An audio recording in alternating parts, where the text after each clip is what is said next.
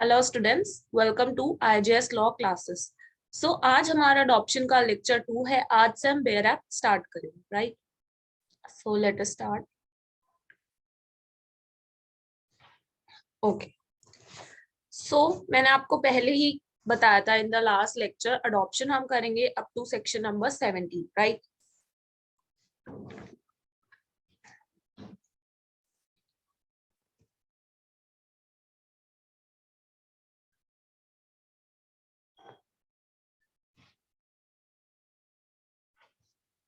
Okay, adoption के objects क्या है? स्पिरिचुअल बेनिफिट,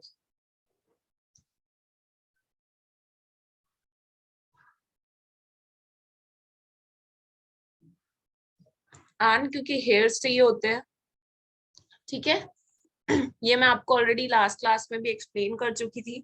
इसके बाद आई टोल्ड यू कि मुस्लिम्स में अडॉप्शन का कोई कॉन्सेप्ट नहीं होता है। अडॉप्शन का कोई कॉन्सेप्ट नहीं होता है, एक्नॉलेजमेंट कर सकते हैं वो चाइल्ड, राइट? तो ये डिफरेंस है हिंदू और मुस्लिम्स में। अगर इफेक्ट की बात करें of section 6 of Hindu marriage act,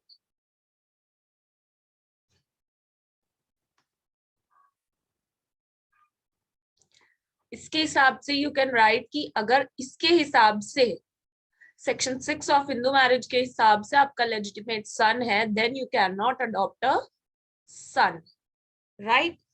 then you can not adopt a son. तो ये सारे कुछ बेसिक्स थे। इसके बाद चलते हैं हम अब डायरेक्टली सेक्शन नंबर 5 पे।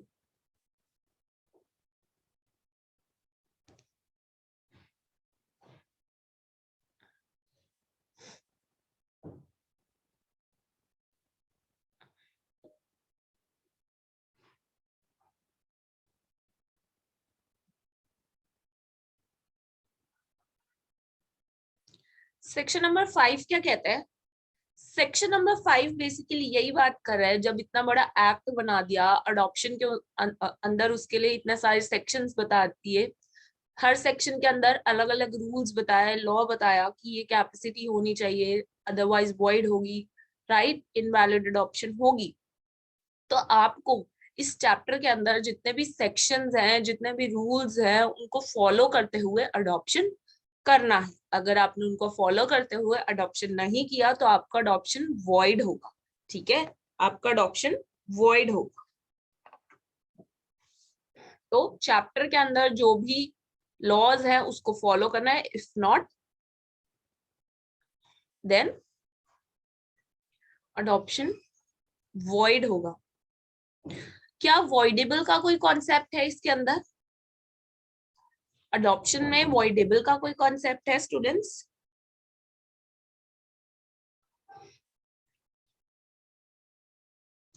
वॉइडेबल का कोई भी कॉन्सेप्ट नहीं है, ठीक है।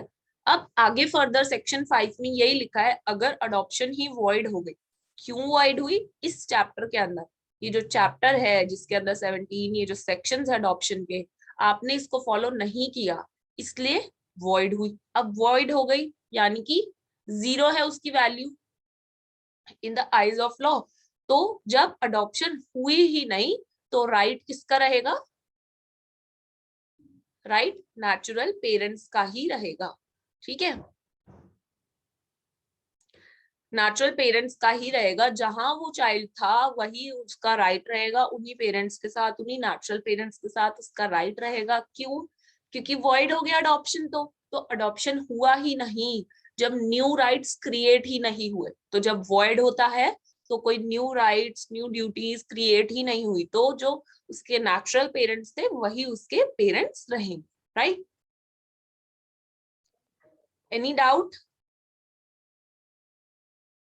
ठीक है। अब इसी के अंदर मैं एक और बात बताती हूँ, वॉइड अगर आपने चैप्टर के अंदर कुछ भी फॉलो नहीं किया तब भी होगा। जैसे कि चैप्टर के अंदर बताया गया है कि आप कोई अमाउंट नहीं लोगे, कोई भी पे करेगा या रिसीव करेगा कोई भी amount in return of a child, तो वो भी एक ऑफेंस होगा। सबसे पहली बात तो एक्ट के अंदर उसके लिए पनिशमेंट बताई गई है, दूसरी बात की वॉइड होगी अडॉप्शन, ठीक है? तो ये मैंने आपको एग्जाम्पल भी दे दिया, क्यों? क्योंकि चैप्टर में ऑलरेडी बोला हुआ है कंसिडरेशन आपको नहीं लेनी, पेमेंट आपको नहीं लेनी, क्योंकि ये पनिशेबल ऑफेंस है अकॉर्डिंग टू द एक्ट। ठीक है, आपने ऐसा किया तो वैलिड नहीं होगी अडॉप्शन, इनवैलिड होगी, right. Finally let's move to section number 6।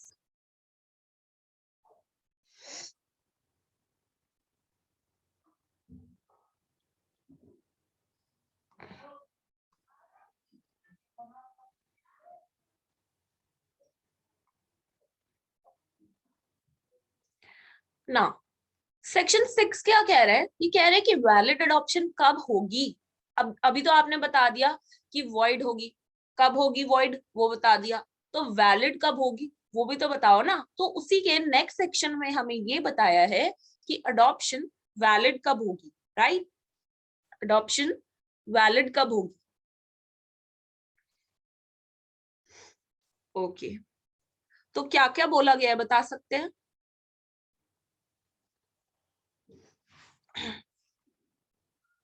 देखो एक तरीके से ना सेक्शन 6 के अंदर पूरे एक्ट को कवर कर लिया, पूरे एक्ट को कवर कर लिया है। अनम्यूट करके बोल सकते हो आप, इफ एनीबडी नो सेक्शन 6 क्या कह रहा है हमें। Ma'am, if conditions of section 7, 8, 9, 10 and 11 are ठीक है, followed. क्या कंडीशन है? थोड़ा हेड बताइए, सिर्फ सेक्शन क्यों, हो सकता है अभी कुछ स्टूडेंट्स को सेक्शन पता ही ना हो 8, 9, 10, 11 कहता क्या है। Person who is giving an adoption must be capable. ठीक है,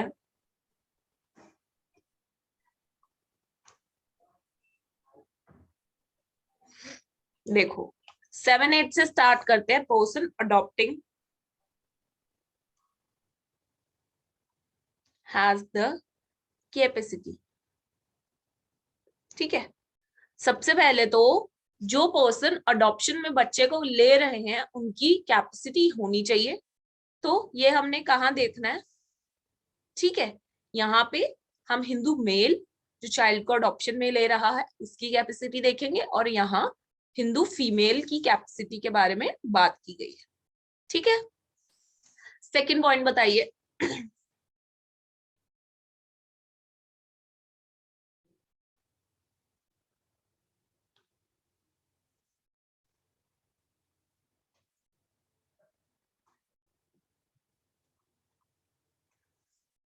जो पर्सन अपने बच्चे को अडॉप्शन में दे रहा है वो भी केपेबल होना चाहिए। तो ये बात हमें कहाँ बताई गई है? ठीक है, और जिस बच्चे को हम अडॉप्शन में दे रहे हैं वो भी केपेबल होना चाहिए।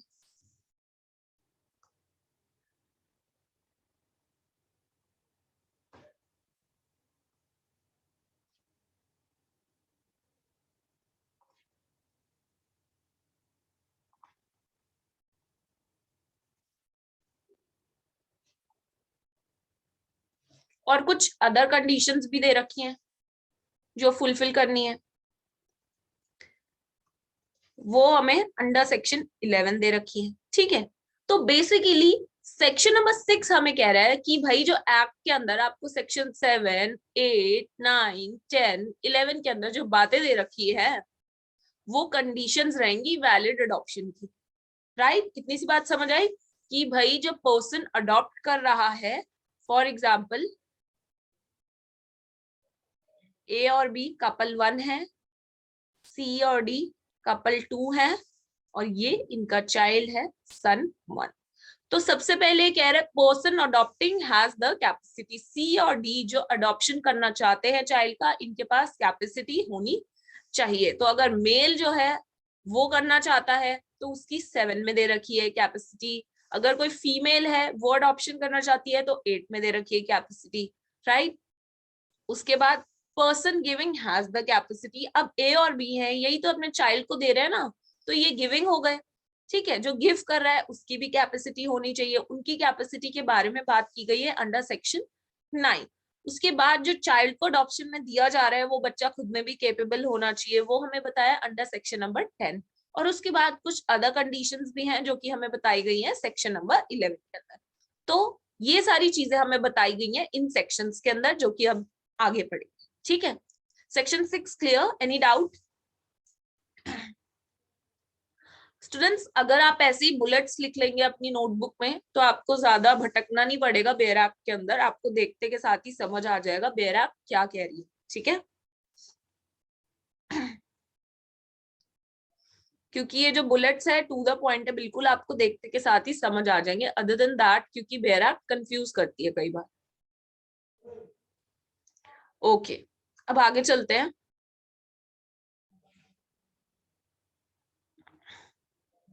क्या बात है, आज कोई चैट बॉक्स में भी रिस्पॉन्ड नहीं कर रहा है। अब आगे चलते हैं।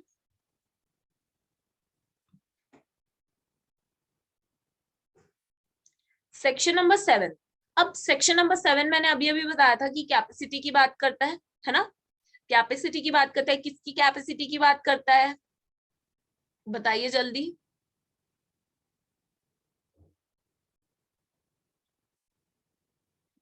कौन सा मेल, कौन सा मेल? Yes, Hindu mail. और ये हिंदू मेल कौन है?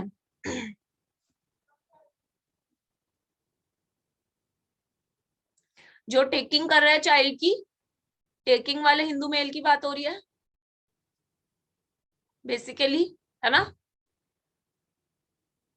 ठीक है, तो चलिए इसकी कैपेसिटी बताइए।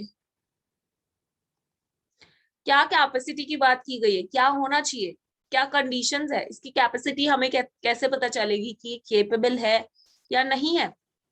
If he is, if he is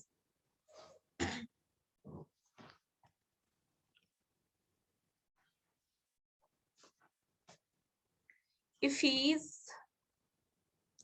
बताइए, वेट कर रही हूं मैं। मेजर, ठीक है, मेजर है, साउंड माइंड का है, ठीक है। बस यही दो कंडीशंस दे रखी है जो उसकी कैपेसिटी को बताती है, ठीक है। अदर देन दैट सेक्शन 7 में क्या दिया हुआ है, अदर देन दैट सेक्शन 7 में दिया हुआ है कंसेंट, ठीक है। अगर वो बंदा मैरिड है और अगर उसे अडॉप्शन करना है किसी चाइल्ड का, तो स्टूडेंट्स उसको अपनी वाइफ की कंसेंट लेनी पड़ेगी। किसकी कंसेंट लेनी पड़ेगी? अपनी वाइफ की, ठीक। अब वाइफ एक है तो कोई दिक्कत नहीं है। अब वाइफ है तीन चार, वाइफ 1, वाइफ 2, वाइफ 3, तो तीनों वाइफ की कंसेंट लेनी पड़ेगी, राइट। मोर ओवर कुछ केसेस ऐसे भी हैं जिसमें उसे अपनी वाइफ की कंसेंट लेने की जरूरत नहीं पड़ेगी, ठीक है, जहां कंसेंट नेसेसरी नहीं होता। तो ये आपको पॉइंटर्स पता है, किसी को बताइए कौन सी 3 कंडीशंस होती हैं जिसमें कंसेंट लेने की जरूरत नहीं होती है।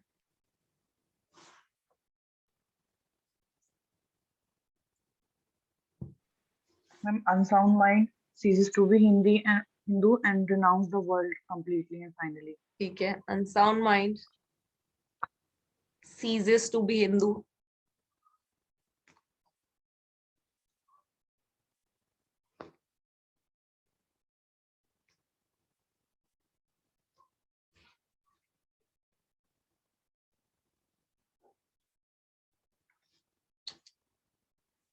and renounce the world, right, renounce the world।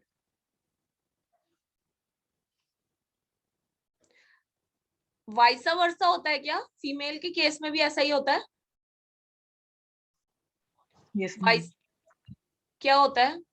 Section 8 क्या कहता है? वाइसा वर्सा है, बिल्कुल कोई बता सकता है तो? वाइसा वर्सा है बिल्कुल, अगर कोई बता सकता है तो?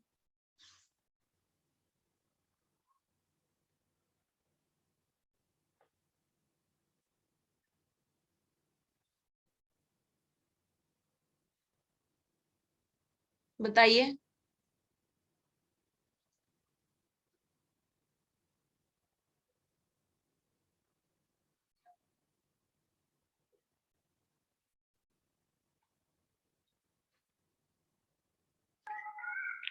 मैम अगर वाइफ अडॉप्शन बच्चे को लेना चाहती है तो अगर यही तीनों चीजें हस्बैंड पे अप्लाई हो जाएंगी।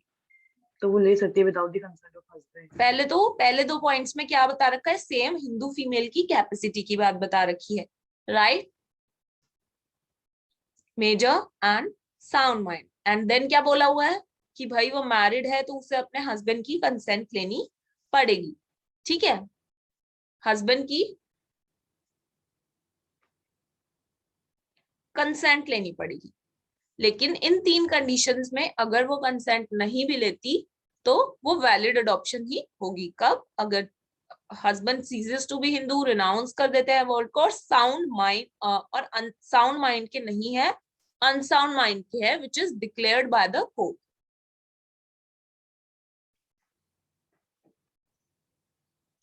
ठीक है, अभी तक इसमें कोई डाउट?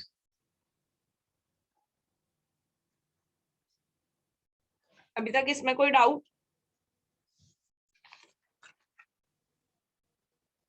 ठीक है, तो इसके सामने आप ये भी लिखिए, कंसेंट नॉट रिक्वायर्ड। ठीक है, 9 पे चले। 9 पे चले। अभी तो हमने टेकिंग वाले पेरेंट्स की बात कर ली। सेक्शन 6 ने हमें क्या कहा था कि जो टेकिंग कर रहे हैं उनकी कैपेसिटी भी होनी चाहिए, जो गिविंग कर रहे हैं उनकी कैपेसिटी भी होनी चाहिए, चाइल्ड जो है उसकी कैपेसिटी भी होनी चाहिए, और कुछ अदर कंडीशंस है वो भी। तो ये चारों चीजें फुलफिल करोगे ना तभी वैलिड अडॉप्शन होगा।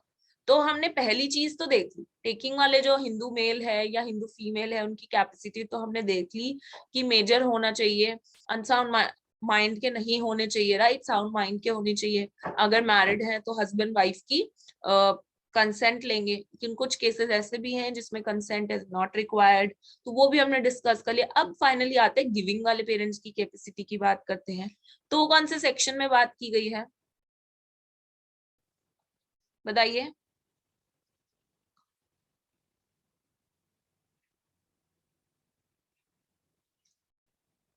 सब जवाब दे पाएंगे क्योंकि जो इंट्रोडक्शन लेक्चर था ना उसी के अंदर मैंने सब कुछ इतना अच्छे से कवर कर दिया था। बस अभी जो लेक्चर है उसमें सिर्फ सेक्शन नंबर एक्स्ट्रा है, क्योंकि पिछली बार मैंने सेक्शन नंबर के हिसाब से नहीं समझाया था, इंट्रोडक्शन था तो मैंने जिस्ट बता दिया था सारे सेक्शंस का।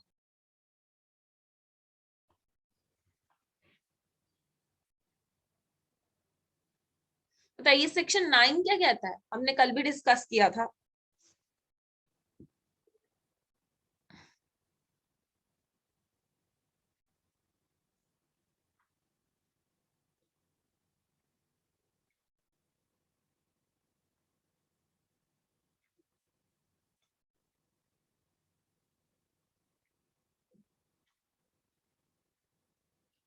की कैपेसिटी की बात करते हैं, कौन से पेरेंट्स की? गिविंग वाले पेरेंट्स की, कि कौन कौन गिव कर सकता है, किसके पास अथॉरिटी है अपने चाइल्ड को गिव करने की इन अडॉप्शन। तो किस किस के पास अथॉरिटी है, किस किस के पास अथॉरिटी है बताइए यामिनी। हम फादर, मदर और गार्डियन। गार्डियन के पास कब आती है? When father and mother are dead. Are not alive, Yes. और चाइल्ड को गार्डियन अपॉइंट हो रखा हो फ्रॉम द कोर्ट।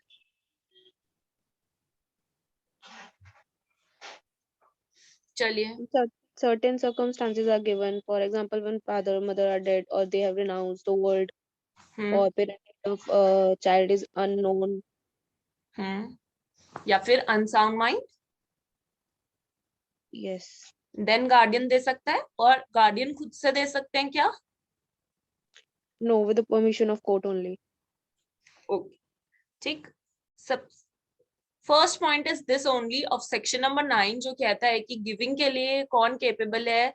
देखिए सबसे पहले तो मदर एंड फादर, और ये बात कर रहा है इसी के अंदर एक सेक्शन 9 के अंदर एक एक्सप्लेनेशन है एंड में, ठीक है, उसके अंदर डायरेक्टली लिख दिया कि जो मदर फादर की बात की गई है ये आपके जो स्टेप मदर है, सॉरी,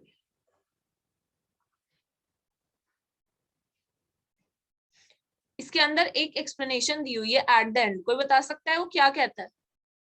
वो एक्सप्लेनेशन है तो एंड में, मैं अभी पढ़ा देती हूँ क्योंकि अभी आप ज्यादा कनेक्ट कर पाएंगे, क्योंकि फादर मदर ऑलरेडी लिखा हुआ है यहाँ।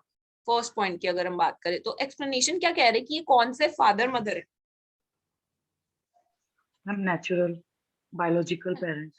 ये नेचुरल पेरेंट्स हैं। और इसके अंदर कौन इंक्लूडेड नहीं है? जो अडॉप्टिव पेरेंट्स है ना, अडॉप्टिव मदर, अडॉप्टेड फादर की बात नहीं कर रही, ठीक है। उसके नेचुरल जो पेरेंट्स है उसकी बात करें। अडॉप्टिव मदर और अडॉप्टिव फादर इसके अंदर इंक्लूडेड नहीं है, ठीक है। तो ये एक्सप्लेनेशन काफी ज्यादा इंपॉर्टेंट है, इसको याद रखो, ठीक है। तो ये तो हो गई फर्स्ट पॉइंट की बात। तो लिखा है फादर मदर और गार्डियन ही सिर्फ अडॉप्शन में दे सकते हैं, can only give for adoption, ठीक है। दूसरा पॉइंट क्या कहता है? दूसरा पॉइंट कह रहा है कि जो फादर और मदर है, यानी कि जो उसके पेरेंट्स हैं, जैसे कि हमने टेकिंग वाले में देखा था कि अगर वो कपल है तो उन्हें एक दूसरे की कंसेंट लेनी पड़ेगी, ठीक है। अब इन दोनों में से मदर चाहती है कि वो अपने चाइल्ड को अडॉप्शन में दे दे, या फादर चाहता है वो अपने चाइल्ड को अडॉप्शन में दे दे, तो उन्हें एक दूसरे की कंसेंट लेनी पड़ेगी, ठीक है। Consent of the other spouse लेनी पड़ेगी इफ अलाइव, ठीक है। इफ अलाइव, अलाइव नहीं है तो कंसेंट की तो बात ही नहीं आती। देखिए, अभी ईच अदर की कंसेंट लेंगे, पर कभी ने कंसेंट की जरूरत नहीं पड़ेगी। क्या 3 कंडीशंस हैं बताइए? ये तो अब तक याद हो गई होंगी। किस कंडीशन में हस्बैंड अपनी वाइफ की कंसेंट नहीं लेगा और वाइफ को अपने हस्बैंड की कंसेंट रिक्वायर्ड नहीं होती? If the other spouse is dead or renounced ceases to be divorce. Hindu, ये तो हमने बात कर ली ना, डेड की तो सेकंड पॉइंट में ही बात कर ली ना, कि अगर अलाइव है तभी कंसेंट लेंगे, है ना। और इसके सिवा और क्या है? ceases to be Hindu, और वही सेम है, जल्दी बोलिए। Renounce the world and unsound mind declared ठीक है, by the competent court. Renounce the world या फिर अनसाउंड माइंड के हैं तो उनको एक दूसरे की कंसेंट की जरूरत नहीं है, ठीक है। चौथा पॉइंट, इतनी सी बात तो समझ आ गई होगी। सब कुछ सेम ही है जैसा पहले चल रहा था। सेकंड और थर्ड पॉइंट तो टेकिंग वाले जैसा सेम ही है ना। बस एक ही न्यू बात यहाँ पर पता चली कि फादर मदर और गार्डियन ही सिर्फ अडॉप्शन में दे सकते हैं, ठीक है। फोर्थ पॉइंट बात कर रहा है अब गार्डियन की, कि गार्डियन के पास कब राइट आ जाता है। अभी तक तो मदर फादर ही चल रहा था कि मदर फादर दे सकते हैं, कब दे सकते हैं एक दूसरे की कंसेंट से, कब कंसेंट रिक्वायर्ड नहीं होगी। अब फाइनली आ जाता है गार्डियन का काम। पर गार्डियन का काम कब आएगा? जब मदर फादर, यामिनी रिपीट कीजिए जो पॉइंट्स आपने बोले थे। When both the parents are dead. अगर फादर मदर की डेथ हो चुकी है, ठीक है। When they have renounced the world. Renounce the world. They have abandoned the child. ठीक है, बोलो। यहीं पे लिख रही हूँ, स्पेस कम है बट समझ आ रहा है ना? हाँ जी बोलिए। They have become of unsound mind. Unsound mind, ठीक है। Or when parentage of the child is unknown. ठीक है, तो इन पांचों कंडीशंस में जो है, अब पावर किसके पास आ जाएगी बच्चे को अडॉप्शन में देने की?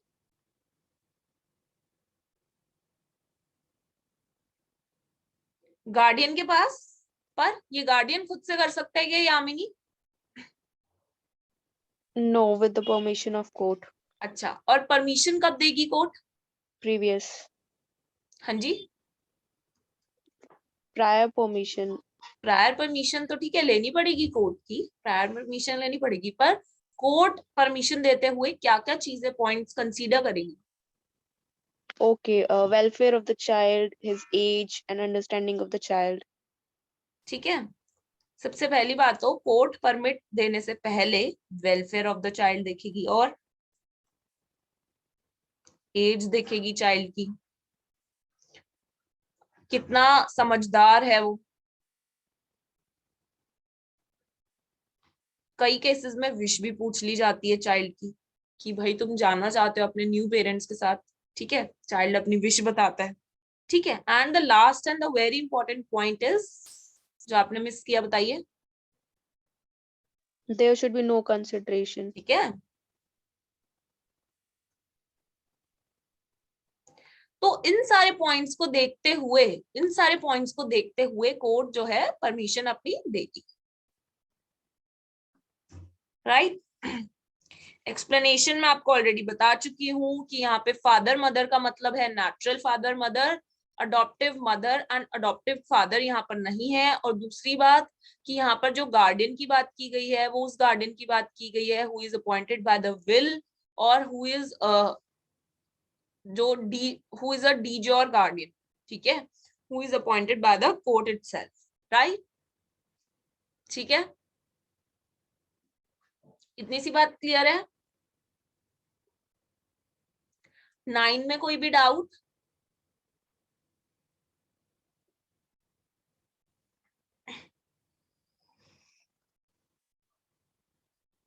ठीक है, कोई भी डाउट नहीं है, आगे चलते हैं।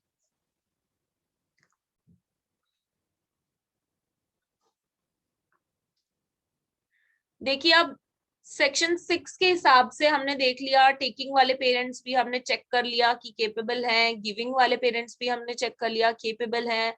उसके बाद हम चाइल्ड जो है केपेबल है अडॉप्शन के लिए या नहीं वो भी चेक कर लेते हैं। कैसे चेक करेंगे, क्या क्या चीजें हमें देखनी होगी?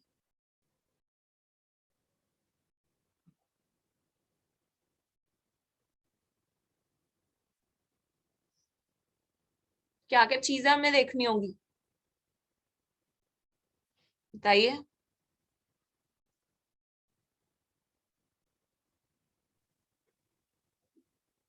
Ma'am, the adoptee child must be Hindu.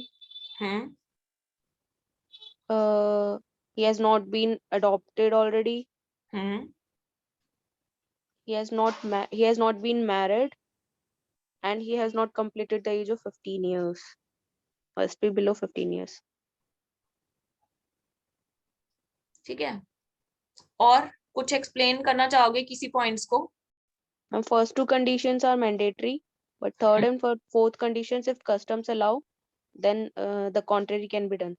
ठीक है, इफ कस्टम्स अलाउ,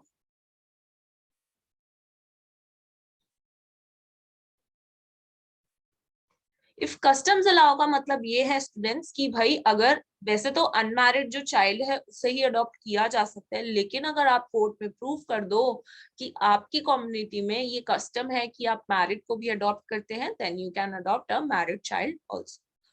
उसके बाद बिलो 15 इयर्स इसके अंदर कंडीशन दी हुई है कि जिस चाइल्ड को अडॉप्ट करना चाहते हो उसकी एज बिलो 15 इयर्स होनी चाहिए, लेकिन आप तो इसका कॉन्ट्रारी प्रूफ कर देते हो, इसका अपोजिट प्रूफ कर देते हो अगर कोर्ट में कि 15 साल से ऊपर वाले जो बच्चे हैं उनको भी हमारी कम्युनिटी में अडॉप्ट किया जाता है तो उसको भी आप अडॉप्ट कर सकते हो। So this was all about section number 10। I hope इसके अंदर कोई भी डाउट नहीं होगा।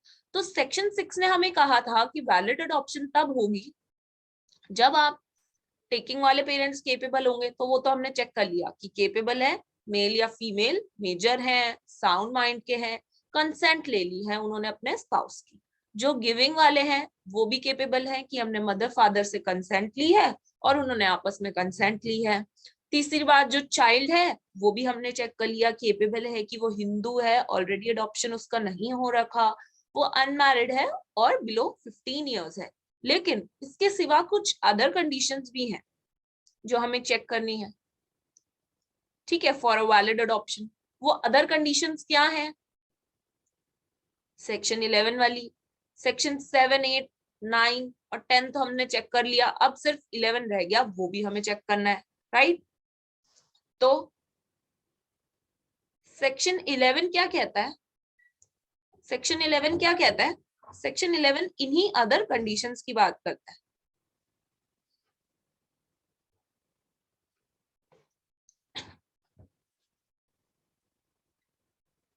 क्या है ये अदर कंडीशंस? क्या है ये अदर कंडीशंस?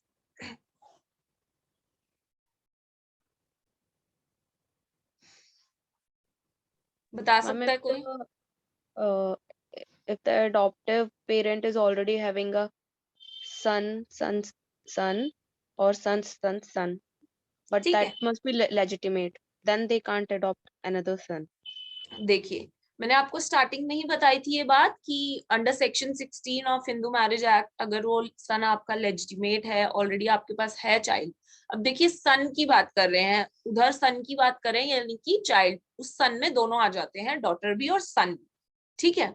अब देखिए ये क्या कह रहे हैं, ये भी उसी बात को कह रहे हैं एक तरीके से कि भाई फॉर एग्जाम्पल ये पी पर्सन है, ये देखिए मैंने चार्ट बनाया स्क्रीन पे, हेयर ये पर्सन है, इसको अडॉप्शन करनी है, तो ये सन को अगर लड़के को अडॉप्ट करना चाहता है तो पहले इसको ये देखना होगा, ये मेक श्योर करना होगा कि उसका खुद का कोई बेटा नहीं है और पोता भी नहीं है और परपोता भी नहीं है, यानी कि सन सन सन सन सन सन। ठीक है, कि ना कोई बेटा है, ना कोई पोता है, ना कोई परपोता है alive at the time of adoption. अगर इन तीनों में से कोई एक भी अलाइव है, कोई एक भी अलाइव है इन तीनों में से, फॉर एग्जाम्पल ये नहीं है और ये भी नहीं है, लेकिन ये तो अलाइव है ना, तो फिर भी इस सन को अडॉप्ट नहीं कर सकता। कहने की बात सिंपल सी है, इन तीनों पीढ़ियों में से अगर कोई भी जिंदा है, कोई एक भी अलाइव है, तो ये सन अडॉप्ट नहीं कर सकता। ऐसे ही डॉटर का है। तो फर्स्ट पॉइंट यही कह रहा है कि भाई अगर किसी पर्सन का सन सन सन सन सन अगर अलाइव है तो अडॉप्शन नहीं हो सकता। ठीक है। सेकंड पॉइंट बात करता है डॉटर की। फॉर एग्जाम्पल ये पी कोई पर्सन है और ये अडॉप्ट करना चाहता है लड़की को, बट इनकी खुद की कोई लड़की है या फिर इनके बेटे की कोई लड़की है, तो फिर भी ये अडॉप्शन नहीं कर सकते। ठीक है। तो पहली दो कंडीशंस तो यही है। और तीसरी कंडीशन क्या है, तीसरी और चौथी? 21 years age difference. कब? When they want to adopt opposite opposite gender sex. ठीक है। child. ओके, अगर ये मेल है, अगर ये मेल है और ये किसी डॉटर को अडॉप्ट करना चाहता है, तो इन दोनों के बीच में 21 इयर्स गैप होना चाहिए। ठीक है। और ऐसा ही इसमें है कि अगर ये कोई फीमेल है और ये कोई सन को अडॉप्ट करना चाहती है, तो इन दोनों के बीच में 21 इयर्स गैप होना चाहिए। तो बेसिकली इस गैप का ऑब्जेक्ट क्या है कि भाई मिसयूज ना हो सके उस चाइल्ड का। ठीक है। आगे आगे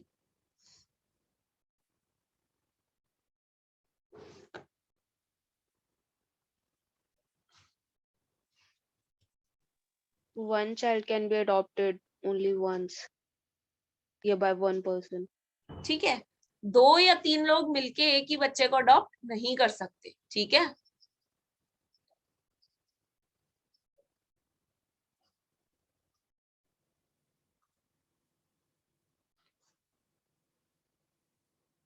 फॉर एग्जाम्पल ये चाइल्ड है, ये ए है और ये बी है। अब इसको भी बच्चा अडॉप्ट करना है, इसको भी बच्चा अडॉप्ट करना है। ये नहीं है कि ये कहें हम दोनों मिलके ना एक ही बच्चे को अडॉप्ट कर लेंगे, सुबह तू संभाल लियो, रात को मैं संभाल लूंगा, या MWF मैं संभाल लूंगा, TTS तू कर लू। तो दो या दो से ज्यादा लोग मिलके एक चाइल्ड को अडॉप्ट नहीं कर सकते, लेकिन जो कपल होता है माना जाता है कि वो एक ही है। तो इसलिए इसमें कंफ्यूज मत हो जाना। तो 2 or more persons cannot adopt one child। ठीक है। And the last condition and very important condition is Giving and taking. ठीक है, गिविंग एंड टेकिंग जो है वही इनफ है। कौन सी सेरेमनी एसेंशियल नहीं है? Datta homam. ठीक है, Datta homam. इसकी कोई भी जरूरत नहीं है। दत्ता होमा क्या होता है? हवन वगैरह कराया जाता था पहले, प्रॉपर फायर वगैरह जला के अग्नि के अंदर। ठीक है, तो ये सब करने की जरूरत नहीं है। आप करना चाहते हो तो कर लो, पर जैसे ही गिविंग एंड टेकिंग होगी हमारे एक्ट के हिसाब से वो वैलिड हो जाएगा अडॉप्शन। ठीक है। ओके, यहां तक कोई भी डाउट है?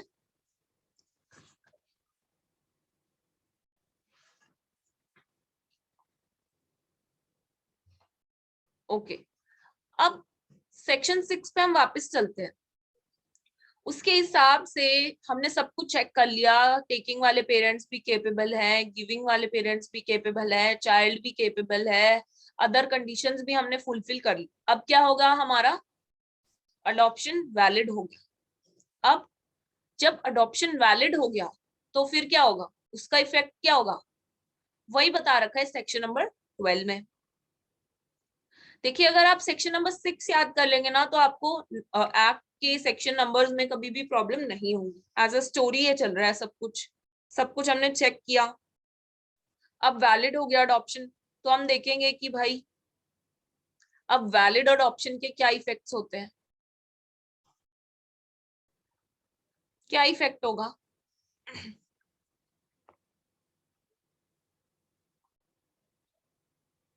इफेक्ट क्या होगा अडॉप्शन का, बहुत सिंपल चीज है, हमने सब कुछ डिस्कस किया था कल, don't worry.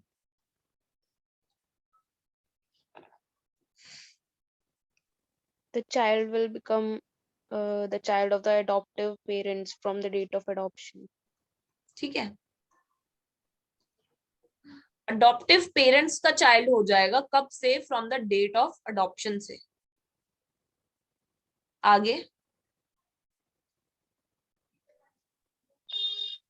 The interests which were invested in him, for example, property interest, पहले, property उससे related पहले पर interest, एक और पॉइंट है, cannot marry his biological वो sister. सारे तो प्रोविजन है, बट इसके बाद एक और चीज क्या होगी कि जो उसके टाइज होंगे Okay. अपनी नेचुरल फैमिली से वो सारे टूट जाएंगे। और अब वो कौन सी फैमिली का पार्ट है, कौन सी फैमिली का पार्ट है, Adoptive family. ठीक है, अडॉप्टिव फैमिली का पार्ट है। ठीक है,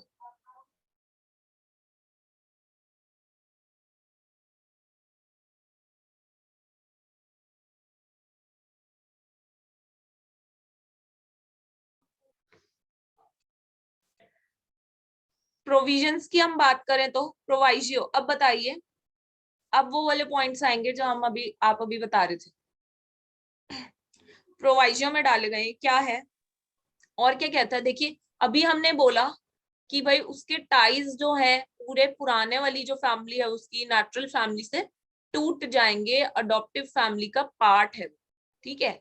इसका मतलब ये नहीं है कि पुरानी फैमिली से उसके रिश्ते टूट गए तो जो पुरानी फैमिली में फोर्स है, उसकी सिस्टर थी वो उनसे शादी करा ले, या जो भी प्रोहिबिटेड या किसी भी रिलेशनशिप है। फॉर कहने का मतलब ये है कि अगर अब वो अडॉप्टेड फैमिली का पार्ट भी बन गया है, तब भी अगर वो नेचुरल फैमिली का पार्ट होता जिनसे वो शादी नहीं करवाता, तो अब भी वो उन लोगों से शादी नहीं करा सकता, बेशक वो नेचुरल फैमिली का पार्ट नहीं रहा है, अडॉप्टेड फैमिली में आ गया, ठीक है, लेकिन स्टिल वो उन पर्सन से शादी नहीं कर सकता जिनसे वो नेचुरल फैमिली में रहते हुए भी नहीं कर सकता था, ठीक है। कैन नॉट मैरी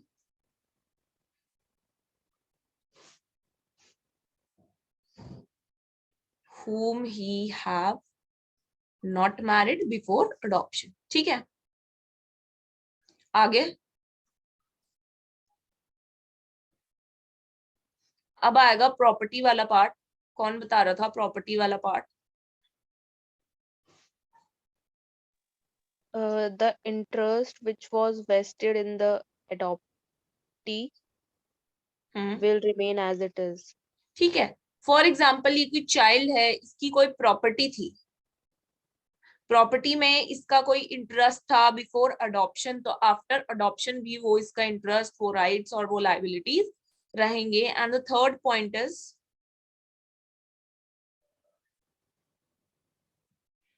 जो जो ये अडॉप्टिव चाइल्ड है ये क्या करेगा, ये किसी की स्टेट से उसको डाइवेस्ट नहीं करेगा, उनके राइट से उनको हटा नहीं सकता। जो अडॉप्टिव पेरेंट्स के राइट है वो उनके ही राइट रहेंगे, whether they want to give the property to the adoptive child और नॉट, ठीक है। और इस बात को एक्सप्रेसली दूसरे सेक्शन के अंदर लिख भी दिया। तो 12th के अंदर अभी तक कोई प्रॉब्लम,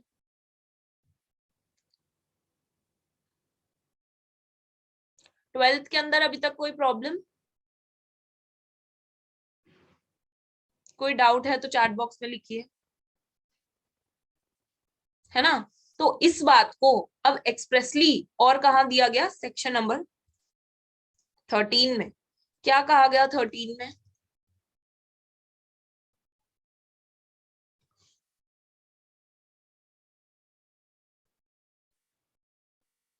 क्या कहा गया 13 में? कोई बताएगा? हर्षना बताना चाहोगे? सेक्शन 13 में क्या कहा गया?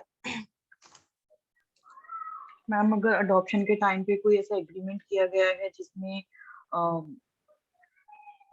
प्रॉपर्टी को रोका गया है कि डिवॉल्व,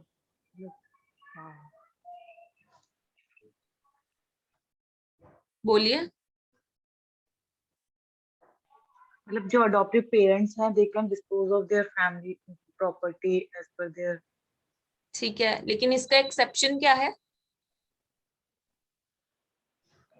कि भाई, चलिए मैं बताती हूँ। अडॉप्टिव पेरेंट्स का राइट है, अभी भी उन्हीं का राइट रहेगा। ये नहीं है कि उन्होंने अडॉप्ट कर लिया चाइल्ड, उसकी प्रॉपर्टी हो गई, उसने डाइवर्स कर दिया, है ना। ये चीज तो हमने पढ़ी थी सेक्शन नंबर 12 पे। अभी भी राइट अडॉप्टिव पेरेंट्स का ही है, उनकी प्रॉपर्टी पे वो देना चाहेंगे अडॉप्टिव चाइल्ड को तो देंगे, अदरवाइज नहीं देंगे। ठीक है, उनका ही राइट है उनकी प्रॉपर्टी पे। पर इसका एक एक्सेप्शन है, जैसे मैंने आपको कल भी एग्जांपल दिया था कि फॉर एग्जांपल ए और बी हैं और इनका कोई सन है और सी और डी इनके सन को अडॉप्ट करना चाहते हैं, तो ए और बी ने कहा कि हमारे चाइल्ड के नाम पे कुछ तुम प्रॉपर्टी, इसके नाम पे कुछ प्रॉपर्टी कर दो या कोई लैंड कर दो, तभी हम तुम्हें इसको अडॉप्शन में देंगे।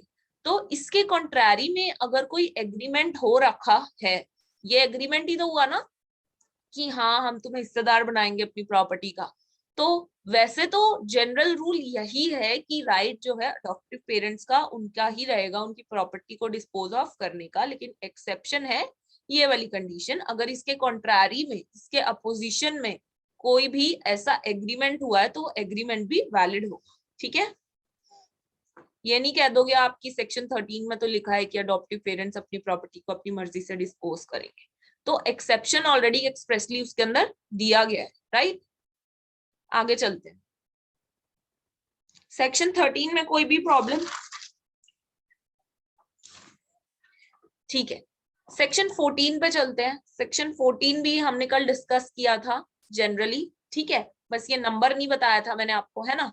तो ये बात करता है डिटर्मिनेशन ऑफ अडॉप्टिव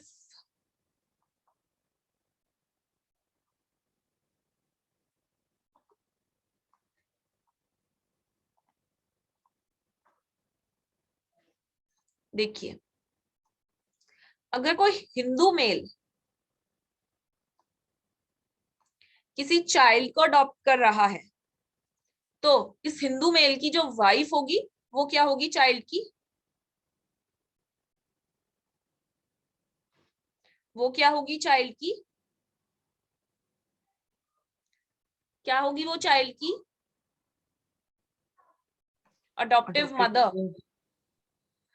क्या बात है, आज कोई रिप्लाई क्यों नहीं कर रहा? सेकंड पॉइंट बताइए, अब सेकंड पॉइंट क्या कहता है? If more than one polygamy wife, हो रखी है इस मेल की, इसकी मोर देन वन वाइफ है, तो जो सीनियर मोस्ट वाइफ होगी वो अडॉप्टिव मदर होगी और जो वाइफ 2 और वाइफ 3 होंगी ये स्टेप मदर, स्टेप मदर। ठीक है, थर्ड पॉइंट,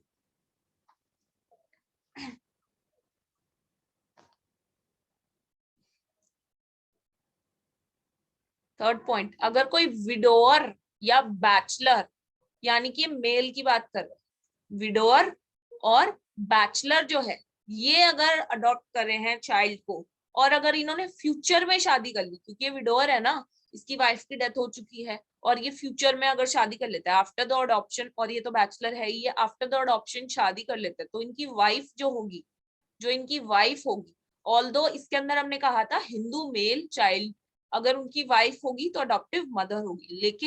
लेकिन इसमें क्या है, ये स्पेशली बात करें विडोअर की या बैचलर की, ठीक है, तो इनकी जो वाइफ होगी वो क्या होगी? स्टेप मदर,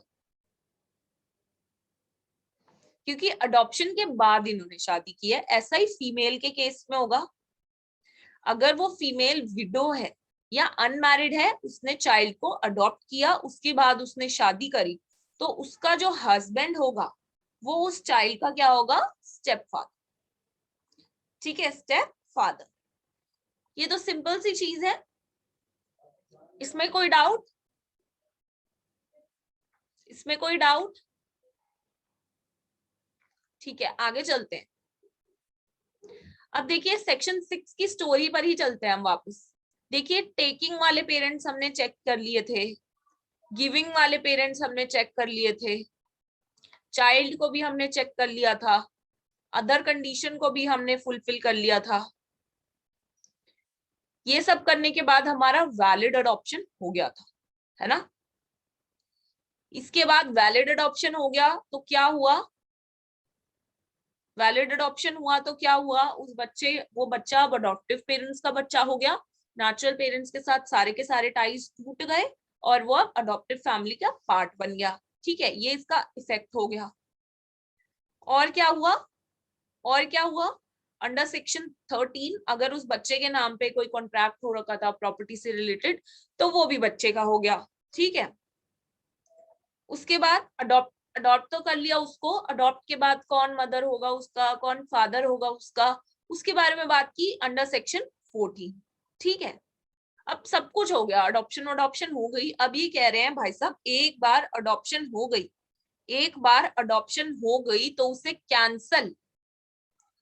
कैंसल नहीं किया जा सकता। ठीक है, तो valid adoption can not be cancelled, यही सीधी सी बात सिर्फ और सिर्फ कह रहे हैं सेक्शन नंबर 15। ठीक है, इतनी सी बात क्लियर?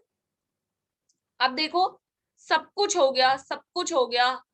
ठीक है, अब आपने ये सब कुछ फॉलो किया था या नहीं किया था, आपने वैलिडिटी चेक की थी या नहीं की थी, तो ये हमें कैसे पता चलेगा? रजिस्टर्ड डॉक्यूमेंट से। अगर आपके पास रजिस्टर्ड डॉक्यूमेंट है तो उसे देख के हम ये प्रिज्यूम करेंगे कि आपने ये जो सारी चीजें हैं ये करी थी। ठीक है,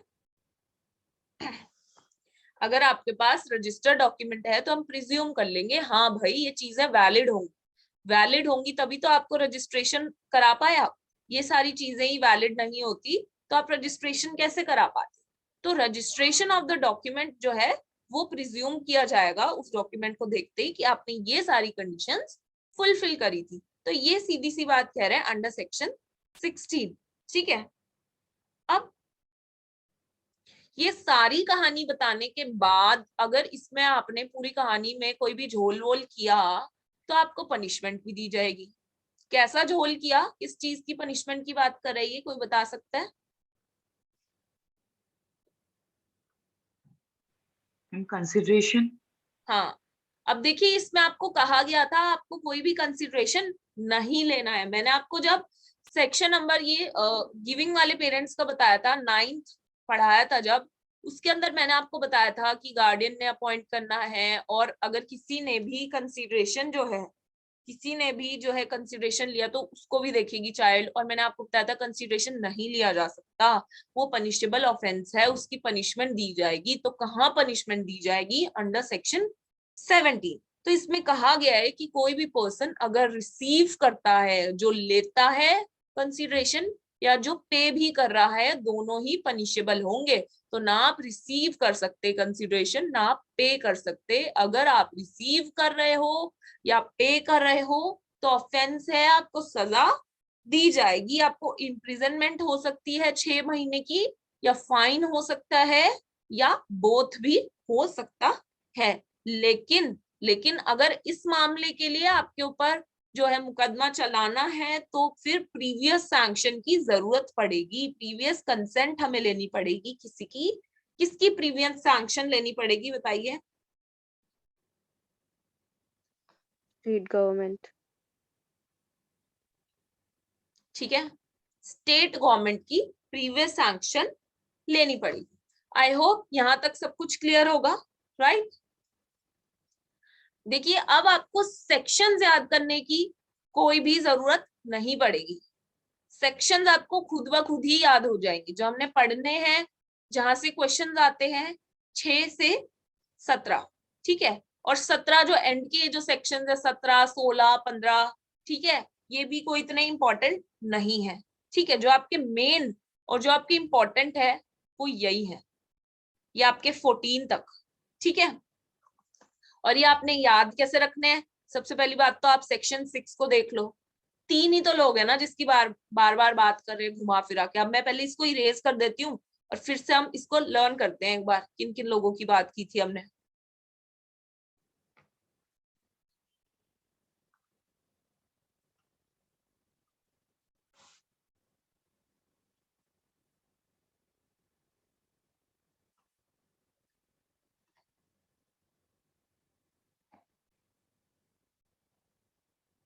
मैंने आपको कहा कि आपको सेक्शन 6 से पढ़ना स्टार्ट करना था, ठीक है।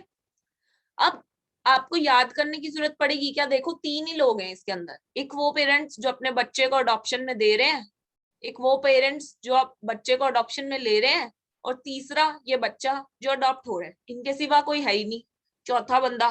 ज्यादा से ज्यादा चौथा बंदा कौन है इनके माँ बाप के सिवा? गार्डियन, वो भी अगर ये नहीं है तो, है ना। तो इन 3 लोगों की बात करे घुमा फिरा के, और किसकी बात करे? अडॉप्शन की। क्या कर, please mute your self everyone, ठीक है। तो ये बात कर अडॉप्शन की, और ये 3 या 4 पार्टीज हैं, तो याद करने की क्या जरूरत है? देखो सबसे पहले तो सेक्शन 6 क्या कह रहा है। अब आप लोग बताइए मुझे, देर आंख मत खोलिएगा, हमने अभी तक क्या क्या पढ़ा, किस सीक्वेंस में हम पढ़ते गए, कैसे कैसे चेक करोगे आप वैलिड अडॉप्शन के लिए, कैसे कैसे चेक करोगे आप वैलिड अडॉप्शन के लिए?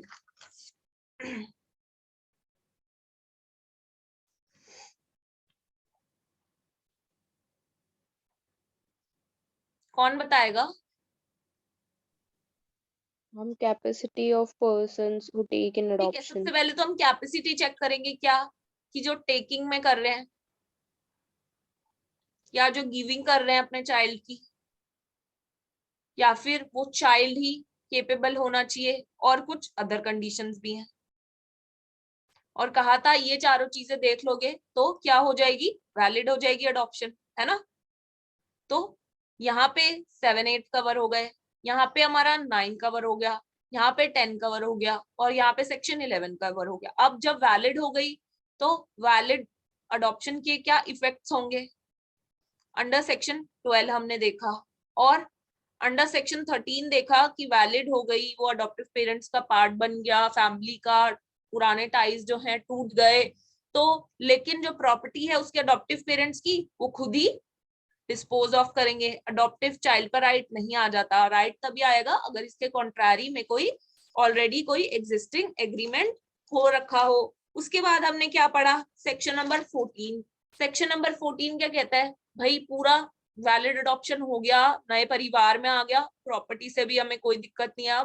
अब उसकी माँ कौन होगी? अगर मेल ने अडॉप्ट किया है तो घर में माँ माँ किसको बोलेगा, है ना। तो मदर मदर किसको बोलेगा? तो डिटर्मिनेशन ऑफ मदर की हमने बात कर ली 14 में। फिर हमने 15 में बोला ठीक है वो नए परिवार का हिस्सा बन गया, प्रॉपर्टी से भी मामला सॉर्टेड है, नए मदर फादर मिल गए। अब जब एक बार वैलिड अडॉप्शन हो गया तो उसे कैंसिल नहीं किया जा सकता, उसे कैंसिल नहीं किया जा सकता। उसके बाद हमने पढ़ा 16 और 17। 16 और 17 के अंदर हमने क्या पढ़ा बताइए? कि ये सारा जब प्रोसेस हो गया, ये हमने ढंग से फॉलो किया था या नहीं किया था, वैलिडिटी चेक की थी या नहीं की थी, तो इसका श्योरेंस हमें किससे मिलेगा? रजिस्टर्ड डॉक्यूमेंट से। अगर रजिस्टर्ड डॉक्यूमेंट है तो कोर्ट प्रिज्यूम कर लेगा कि भाई आपने ये सारी चीजें फॉलो करी होंगी। और सेक्शन 17 उन निकम्मों को सजा दे रहा है, पनिश कर रहा है, जिन्होंने इसके अंदर इस पूरे चैप्टर, इस पूरी कहानी को लिखने के बाद भी, इस पूरी कहानी के अंदर कहा था कंसीडरेशन मत लो, उसके बाद भी कंसीडरेशन ली तो आपको पनिश किया जाएगा। 6 महीने तक के लिए आपको उठा के जेल में डाल दिया जाएगा। उसके बाद या तो आप पे फाइन भी हो सकता है या तो बोथ भी हो सकते हैं। लेकिन ऐसे ही नहीं होगा ये भाई, चलो कोई नहीं आप बच गए, स्टेट गवर्नमेंट की प्रीवियस सैंक्शन लेनी पड़ेगी। बस इतनी सी बात थी एक्ट के अंदर। आई होप सबको याद भी हो गया होगा अब तक तो पढ़ते पढ़ते, राइट। सो या students, this was all for today's lecture. अब नेक्स्ट लेक्चर के अंदर हम स्टार्ट करेंगे कुछ केस लॉस और कुछ कंडीशंस को भी हम देखेंगे। So yeah thanks for watching today's lecture students, let's meet in the next lecture. आप सब्सक्राइब कर सकते हैं IJS लॉ क्लासेस।